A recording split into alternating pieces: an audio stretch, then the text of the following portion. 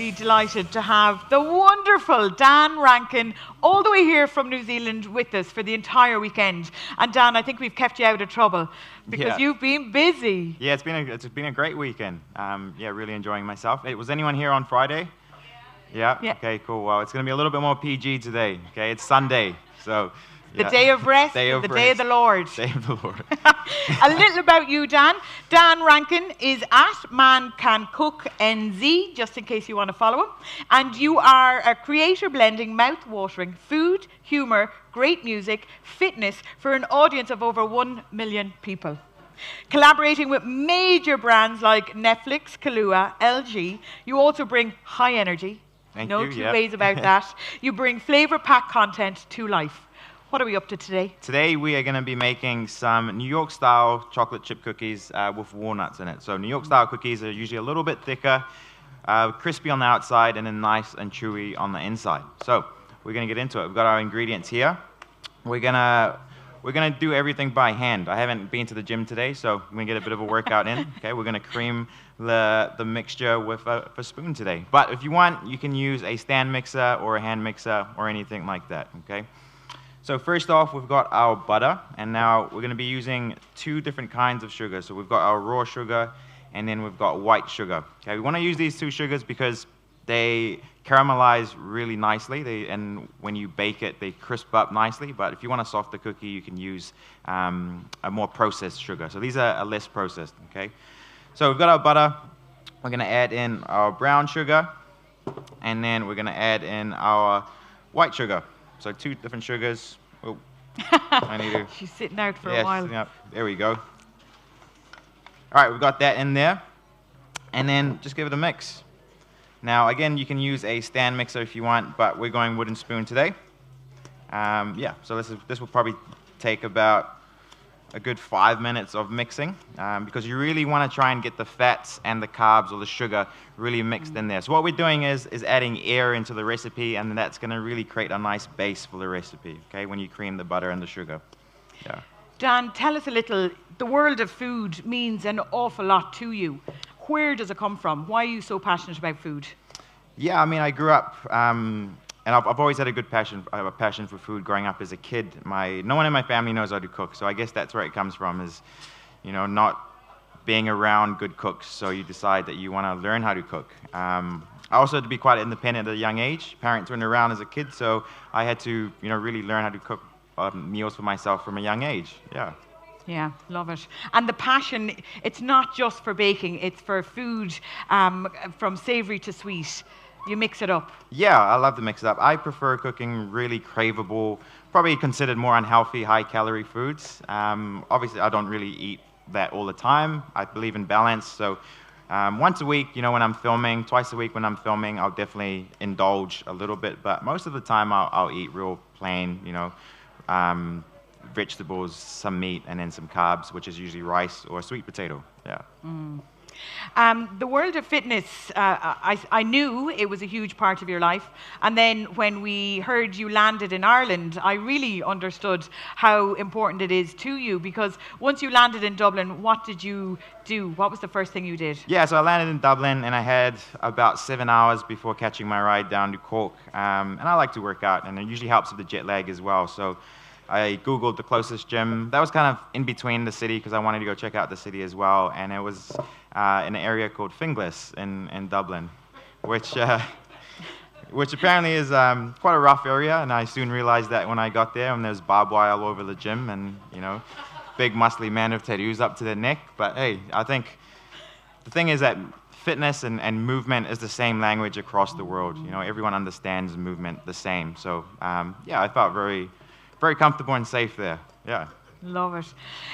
Your time in Cork has been wild and furious. We were so lucky to have you here all the way from New Zealand. That was a long journey, and so you've given up an awful lot to be here, and we're so grateful. And you opened this amazing tent, the Cook the Book tents, on Friday, and you created quite the stir, and we thank you very much for that as well, because your content, it's lovely and varied. Thank you. Yeah. Yeah, I felt very grateful to be able to open the Ballymaloe Festival on Friday. That was my first ever cooking demo on Friday, so if you guys were here on Friday, yeah, I hope you enjoyed it.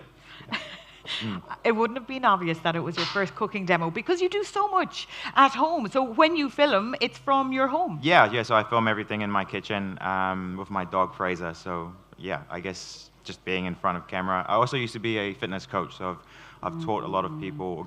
I've run group classes, so I guess being in front of people and talking, even though I get nervous, I'm still a little bit confident at doing it. Yeah.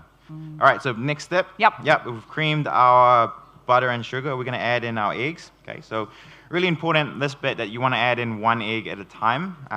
If you add all the eggs in at the same time, you're going to end up with a mixture that's curdled, and we don't really want that. So a really important step.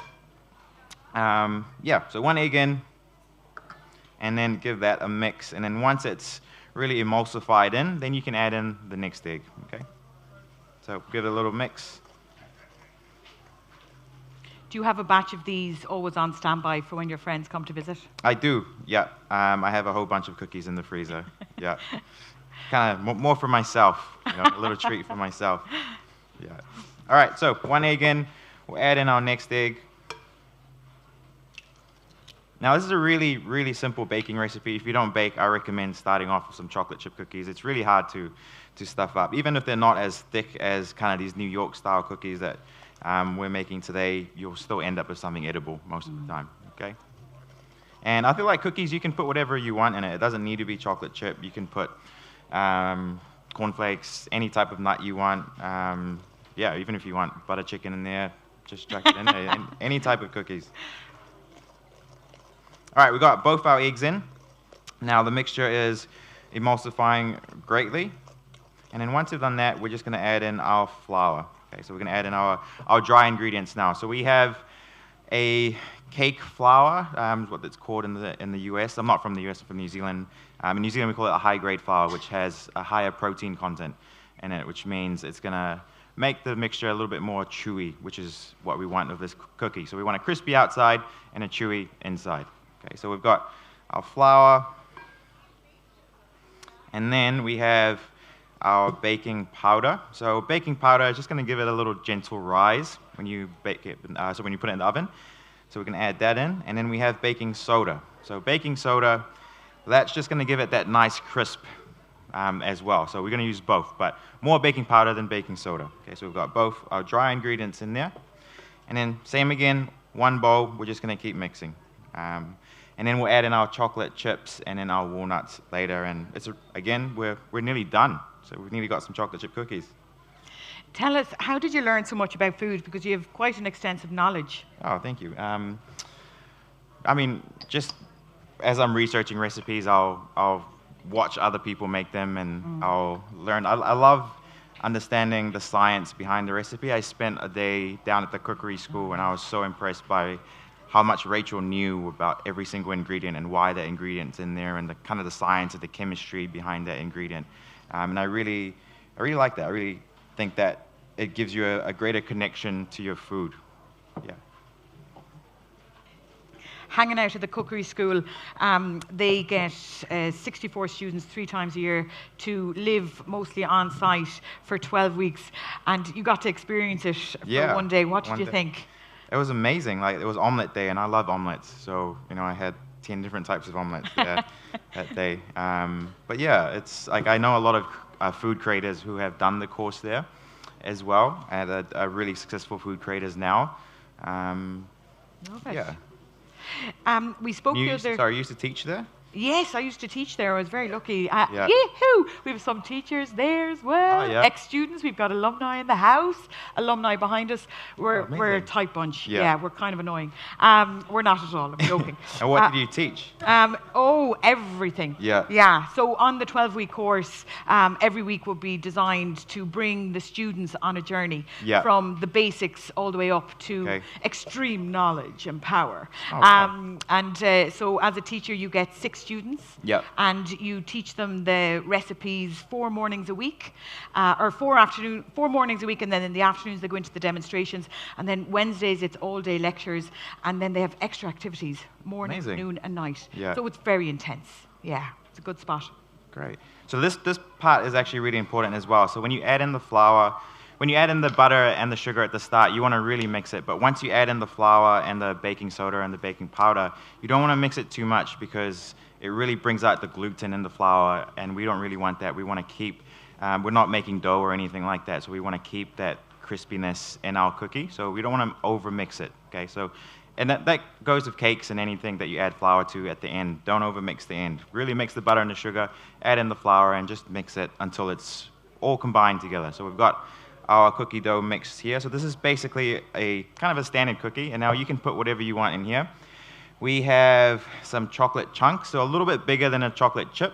I prefer these because you get just bigger parts of melted chocolate as you bite into the cookie rather than small chocolate chips. So we've got our chocolate chips. We went foraging for those chocolate chips. It was a whole lot of fun up with JR in the dessert kitchen. Yeah. It's such a fun space, isn't it? Such a great spot, yeah. All right, we've got our walnuts, so we're going to add in our walnuts there. Now, walnuts, I like this. I like adding walnuts in it because it gives it a nice nutty, earthy flavor to the cookie that really blends well with the dark chocolate. But if you don't like walnuts, you can just have your classic chocolate chip cookies. Most chocolate chip cookies will have dark chocolate and milk chocolate, so a mixture of there. But I find if you're adding walnuts, it really pairs nicely with the dark chocolate. Now from here, we're just going to fold the chocolate chips and the walnuts in until it's all mixed, and then we are going to basically create dough balls and put it in the fridge. Now, for this recipe, you really want to use cold butter, and then you want to refrigerate it again. I like to refrigerate overnight, and you don't need to let it come to room temperature or anything like that. You can just chuck it in the oven in the morning, and you've got some freshly baked cookies. And what the cold butter and putting it in the fridge does, it just basically solidifies the butter so that when you put it in the oven, they hold their shape. If you use soft butter and you put it in the oven, you're going to get really flat cookies. So really important, guys, when you're making cookies, once you've got your dough, refrigerate it, and you're going to get a really nice shape of a cookie, okay? Can I just have a disclaimer? Yeah. Because you said something very great there, which was roll them into dough balls. And yes, we have a little bit of cook ahead, but we forgot to roll them into dough balls. Will you take a long piece of log? a slab? Yeah, absolutely. I mean, that probably holds better in the fridge as well. If you just roll it up into a slab, put it in the fridge, it probably takes less space as well. I usually this recipe will make about 8 to 12 cookies and then the dough balls on a baking tray in the fridge, and usually that takes up quite a lot of the baking tray. So you can roll it on a piece of Glad wrap, and then that way it's not taking so much space in the fridge, and then you can just cut it into logs. Okay, so these are big cookies. So we've got, I don't know if you guys can see, is there a screen? No? Yeah. Oh, okay, you guys can see. So, yeah, but we've got our dough here, chocolate chips, walnuts in there, and then, yeah, we're going to basically roll it or put it in, and then put it in the fridge. So we've got some pre-made, a pre-made log, right? Yep, yeah, we're going to bring out. Now, usually cookies, when you weigh it or when you bake it, obviously you want them all the same shape, and they're usually about 60 to 80 grams, and that's when you're going to get your standard cookie. But we're going big cookies, so we're going to weigh them at about 170 grams. So really thick cookies. Okay, we're going to place them in the oven. And then the bigger they are, and the butter is cold, so that when it cooks, it's not going to melt into a soft cookie. It's going to hold its shape. It's going to be really nice and crispy on the outside, and then soft and chewy on the inside. Maybe a little bit undercooked, but that's fine. It's still edible. Do you want to show me so I won't ever forget and get it wrong again? All right, so we've got our cookie dough here. Love it. I think this. Let's see how good I am. I think this is probably maybe 70 to 90 grams. We'll go 90 grams. No, I was completely off. Hold on. Yeah. Oh, excellent. There we go. Yeah. That's it. Yeah. So this is 100 grams. We're really bad at that. We're really bad at yeah. that. Yeah. And then we're going to put the next dough. So this isn't an actual, we'll put all of it on there. So this is 170 grams, 174. So this is how big we want our cookies. Now, if you put it in the oven straight like this, it's just going to melt. You're going to end up with a pancake in your oven, okay? So once you've rolled your cookie dough, either in a log or in cookie dough balls, put them in the fridge. Overnight is best, if you're cooking them on the day, at least 30 minutes. If you don't have much time, put them in the freezer for 10 minutes, and that will speed up the process as well. So a few tricks along the way, okay? And if you want, you could eat it straight like this, okay? if you wanted, raw cookie dough.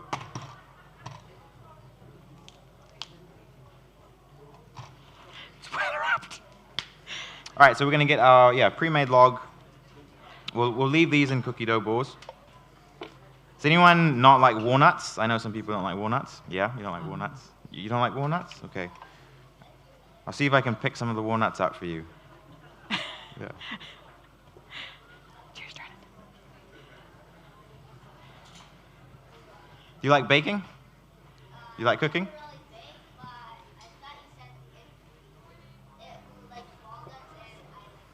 Oh, you do like walnuts. Oh, cool. So I won't pick out the walnuts for you then. I think he's definitely going to get a cookie. Yeah, for sure. You said something very interesting the other day, which I thought was fantastic. The difference between, I called you an influencer, and that was the incorrect word. You're a content creator. But I felt, you know, quite educated after that, because there is a huge difference. Yeah. And can we talk about that and why there is a difference and what it means? Yeah, I mean, I think influencers will have an agenda, you know, whether that's whatever they're trying to influence, whether it's fashion, makeup, health and fitness, or anything like that. They're trying to influence you. For my content, I don't think I'm trying to do that. I'm just baking. I'm having fun with my dog. And yeah, there's a recipe there. You can take it and bake something or cook something with the recipe, or you can just keep scrolling. Like, I'm not trying to get people to do anything. For me, it's just a joy. I experience joy out of cooking and hanging out with my dog, my best mate. So that's why I do it. I'm not trying to influence anything, if that makes sense. Yeah. So it's the transparency piece is really important to you. Yeah, on yeah, that. for sure. Yeah. Yeah. And I mean, for me anyway, I think it comes across as, I guess, more organic. You know, I'm not trying to sell people something. And people don't like being sold something when they're scrolling on social media. They usually know that, you know, it's an advert or something like that. And usually they'll keep scrolling. But if you, I guess, make your content organic and engaging, you'll probably do a lot better as a creator. Is anyone a content creator here, or no? No one? It's okay. Yeah. Does anyone want to be? Yeah? So you're putting your hand up. Nice. All right, we've got 8 Into the fridge? dough balls. Yeah, so these are going to go into the fridge for about half an hour, or like I said, overnight. They can go straight into the oven. But we've got our log here. And with the log, again, we're trying to make really thick cookies. Again, crispy on the outside, soft on the inside, okay? So I'm just going to go big chunks.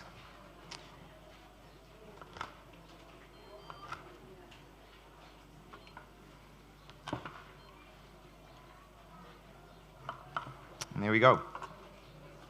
Now, because they're cold, you don't need to press them down. You can just place them on there, and then basically the heat is just going to shape them into a nice cookie shape. Yeah. Tell us a little bit about Fraser. When did he come into your life? Yeah, so I got Fraser when he was 8 weeks. He's 7 years old now, so I've had him for a while. Yeah, even before I started creating content.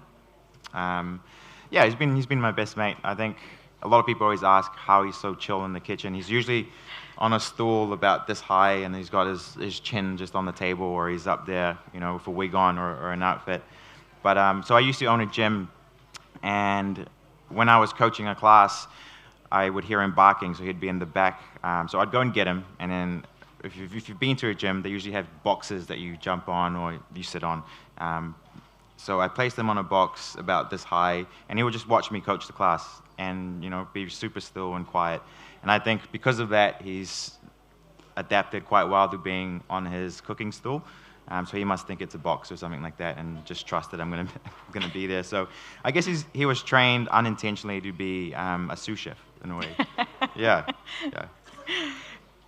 All right, so basically we're gonna put this in the oven at 200 degrees for about 10 to 12 minutes. Now bring them out before they're fully cooked, okay? They're going to crisp nicely on the outside, and they'll be nice and gooey on the inside. There's something called residual heat. So when you take it out of the oven, it will continue to cook as it's resting, and that's what we want for our cookies, okay? And we do have some samples here. Obviously, the Irish version. The Irish version. They're a little bit smaller, but they are still crispy. They are still crispy on the outside. And Prove it. Not prove it. With Yeah. your with your mic. With my mic. Okay, just like crunch it there. What's that? ASMR. ASMR cookie. Yeah. No. Heard you it. guys see that? Yeah. Yeah. Hey, it's a cookie. It tastes good, and it's edible. Like I said, you know, you can chuck them in the oven. You can put them in soft, whatever you want. You're gonna end up with something edible usually when you're baking. Okay? Yeah. Delicious. Delicious. I have a fun thing that we're going to do right now, which is for every question, you get a cookie. Questions, please. Yes. What's your question?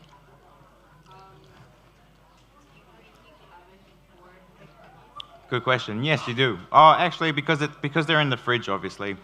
Yeah. We're true to our word. But you Loved do. that question. You do want to put them in at 200 degrees because you want them to cook fast and get nice and crispy on the outside. Yeah. If you put them in and the oven is heating up, they're gonna end up getting really soft in the oven and melt a little bit more. Yeah. What type of breed is your dog? He's a pug. Pug. P-U-G. Yeah. Great question. I saw a hand up there. May, what was it? What you want to ask, Pet? My favorite would be my pink rolling pin with love hearts and stars on it. Oh, great question, May. Yeah. She clearly follows you a lot. Big fan. Thanks, May. We love you. Any other questions? Yes, Debbie.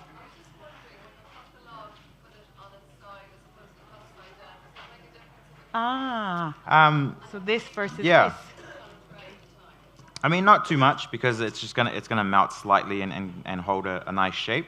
So obviously, if you put it in this way, they're gonna be a lot taller. If you put it in this way, they're gonna be, I guess, a nice round shape rather than tall cookie. I like it, Debbie, sweetie, come and get it. Yeah. You get to have Debbie's cookie. She's just had ice cream. Shame on you! People would kill for this cookie. Next question. Yes. Does it matter what percentage of cocoa in the chocolate? Does it make difference? I guess it's more of a preference. The walnuts go really nice with the dark chocolate, whereas if you weren't to put the walnuts, I'd recommend a good mix of milk chocolate and dark chocolate. But percentage-wise, I'd stay around that 60 to 70% dark chocolate. If you go any higher than that, it's going to be really bitter. Yeah. You get a cookie. Oh, she's sharing them. I love this. Sorry? Teamwork. When I was little, Great question. I wanted to be an actor, I guess. Yeah. I mean, I grew up in a small island called Samoa. Has anyone heard of Samoa? No, it's next to Fiji. It's in the South Pacific. So I spent 16 years there, then moved to New Zealand. But I guess in Samoa, you don't really...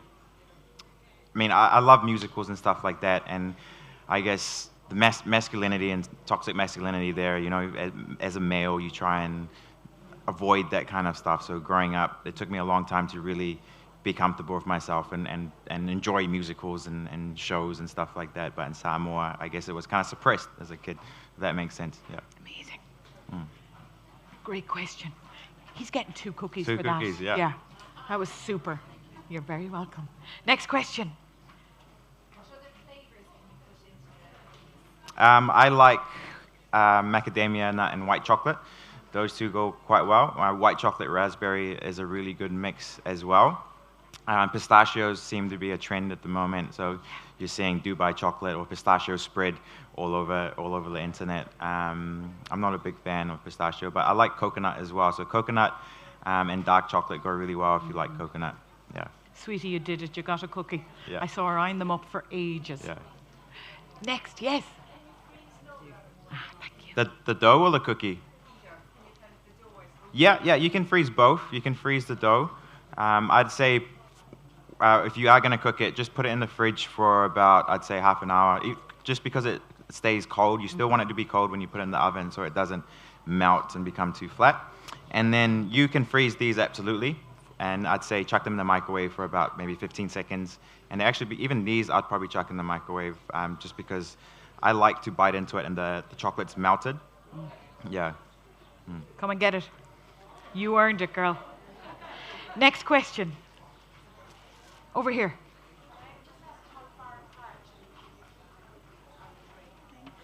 The biggest one. Yeah, I mean, probably, what's this, like 5, 6, 10 centimeters? Useless with measurements.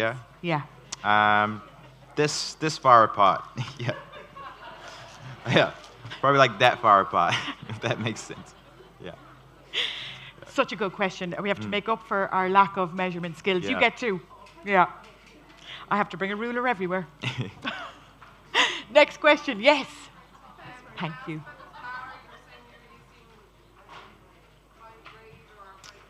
Yeah.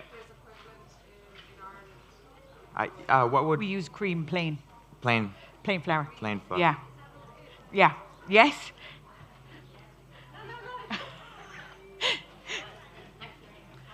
You get 3, have to share either side.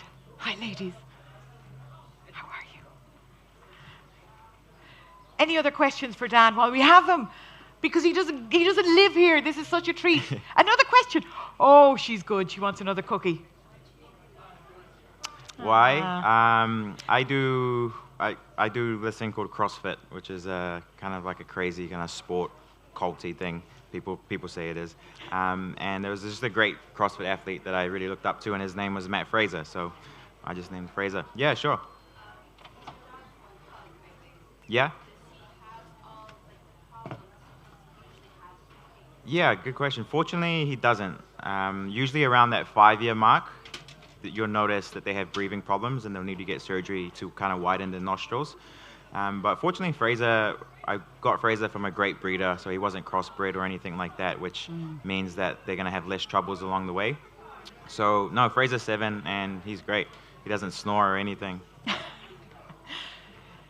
Dan, what happens after One more Ballymaloe? question, Oh, Vanessa. where? Oh, sorry. Yes! I didn't see it. No, sweetie, please.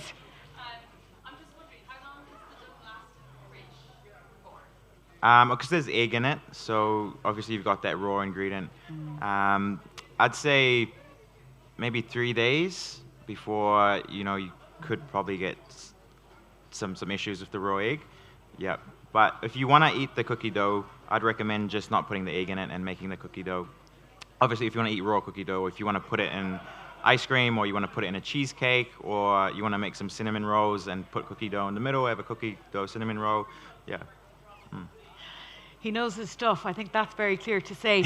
I was going to ask you your time in... sorry, one more Oh, question, yeah. Jesus, I love this. Cinnamon rolls or cinnamon scrolls. I love making that, and especially just kneading the dough by hand. I find it very therapeutical and just relaxing, rather than using a stand mixer and then scrolling on your phone or something like that. It just allows you to be more present. Yeah. Love that. Oh. What's your favorite type of food? Type of food? If I'm not baking, I love making Mexican food. I love tacos. Yeah, so a good taco and a good margarita with the taco. Yeah. Yeah. That sounds magical. Yeah. You get a cookie. And we've got one cookie left. Who is going to be the lucky? Yes, do it! Thank you. Do you like the Irish food ethos?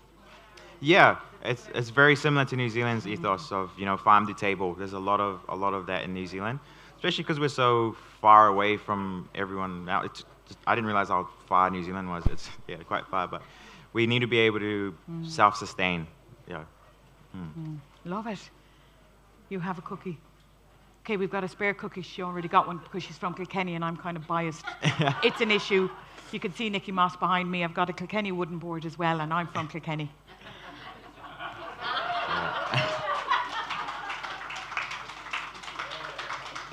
We've just had so much fun, Dan. It's been wonderful. I'm so glad you got on the flight and took a risk. Thank you. Yeah. Yeah. I mean, it wasn't big. I guess flying's a risk, but yeah, I've really enjoyed my time here. Thank you all for having me. I'm off on, Rachel, I'm off to London on Monday and then Portugal after that before I go back to New Zealand. What are you doing in Portugal? I'm running a baking workshop there, a 3-day baking workshop. Yeah, in Lisbon. Yeah, I'm looking forward to it. When you do that again, you need to tell us all. Yeah. Yeah, the we're baking booking in. workshop. Yeah. That come sounds to like Lisbon. a wonderful holiday. Yeah, this is my first time in Europe, so I'm just trying to make the most of it. Yeah. I love it. Dan Rankin, because it's Dan, and you're all friends with him. Dan Thanks, Rankin, team. we love you! All right, thanks, guys. Yeah.